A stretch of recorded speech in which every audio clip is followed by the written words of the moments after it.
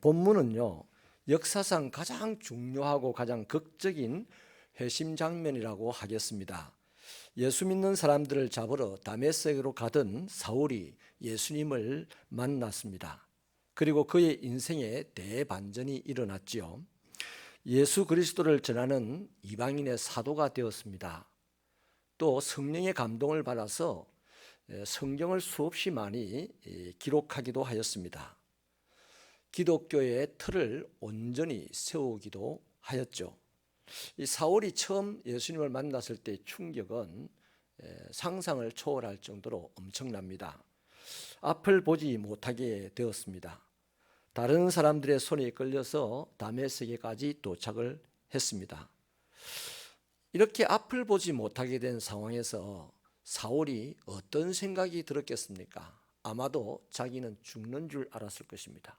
그리고 조금 시간이 지나면서 자신의 삶에 나타난 이 충격적인 일들을 어떻게 받아들여야 되는지 고민했을 것이고, 또 지난날에 자신의 무지함이나 또 죄악됨을 하나님께 회개하는 그런 시간도 있었을 것입니다. 다메섹에 거주하던 제자 아나니아에게 하나님께서 사울을 안수하여 주라고 말씀을 하셨고, 아나니아는 매우 당황스러웠지만 말씀에 순종하여 사울을 안수했습니다. 그리고 사울은 볼 수가 있게 되었습니다. 그날 이후로 사울은 완전히 달라졌습니다. 그러니까 예수님을 만나고 사흘 동안 보지 못하고 안수받고 다시 눈을 뜨게 된 그날부터 사울이 완전히 달라졌습니다. 뭐가 달라졌나 하면 세상을 보는 시각이 달라졌어요. 이게 예수 믿는 겁니다. 육적인 눈으로만 보아왔는데 이제는 영적인 눈으로 보게 되었습니다. 모든 만물을 십자가와 부활의 눈으로 보게 되었다는 것이죠.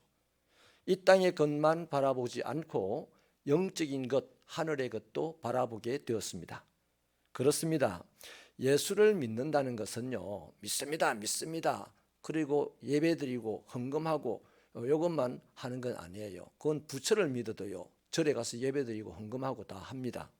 예수를 믿는다는 것은 가장 분명한 기독교적인 특징은 새로운 시각을 가진다는 거예요.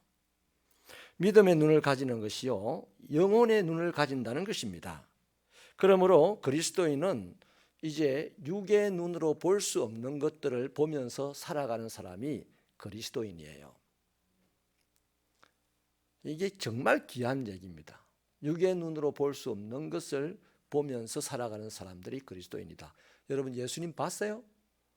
나 아직 한 번도 못 봤어요.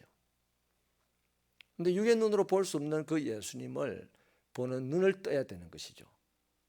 근데 보지도 못하고 이제 예수를 설명하려고 하니까 만 가지로 꾸며야 되고 퍼포먼스를 해야 되고 그러는 것이죠. 그래서 여러분, 그리스도인들은요, 반드시 육신의 눈으로 보이지 않는 것을 보려고 애를 써야 됩니다. 찬송가에 나 같은 죄인 살리신 오늘 우리가 불렀는데, 이 가사 중에 잃었던 생명 찾았고 광명을 얻었다 하는 이 부분의 원가사는요, 이렇습니다. 나 전에 하나님께로부터 잃어버린 자였다. 그러나 하나님이 다시 나를 찾았고 나는 이제 주님을 보게 되었다, 이 말입니다. 원가사가 그래요. 사울은 예수가 하나님의 아들이라는 사실, 그리고 예수가 부활했다는 사실을 전면적으로 부인했고 그것을 믿고 또 전하러 다니는 사람들을 극렬하게 핍박을 했던 사람입니다. 주님은 이런 사울을 끝까지 쫓아가서 찾아내었죠. 그리고 새로운 시각을 가지게 해 주었습니다. 이 사건을 보면 마치 비유에 나오는 어린 양을 찾아서 수고하는 목자가 보이죠.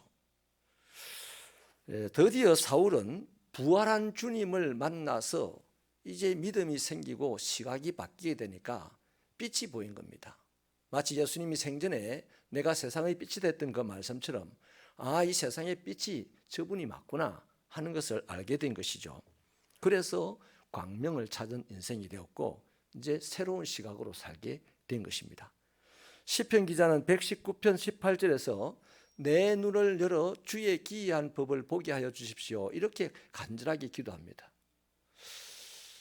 대단히 중요한 기도입니다. 오늘 우리 이것을 가지고 기도해야 될 텐데, 믿음으로 사는 사람은 보는 눈이 새로워지게 되어 있습니다. 세상만 보던 사람이 믿음이 들어가니까 드디어 주님이 보고 싶어지는 거예요. 여러분, 주님이 보고 싶습니까? 그냥 뭐 큰 복권 하나 얻으려고 보고 싶은 정도가 아니고요.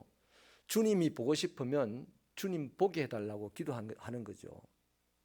서대반 집사님은 핍박자들의 돌에 맞아 죽을 때에 예수를 믿으니까 이랬어요. 하늘을 우러러 봤어요. 그랬더니 담대하게 죽을 수 있었고, 그랬더니 주님을 보고 원수를 용서하는 사람이 될 수 있었던 것이죠. 사랑하는 여러분, 저도 여러분도 예수님을 믿습니다. 또 말씀으로 주님을 많이도 만났습니다. 여전히 우리가 기도해야 될 것은 아직 주님을 몰라요. 그래서 주님 더 알고 싶어요. 주님 더 만나고 싶어요. 주님 더 보고 싶어요. 이렇게 기도하는 것이 예수님이 말씀하신 나를 찾고 찾으면 만나리라 하셨던 그 찾고 찾음에 해당되는 것입니다.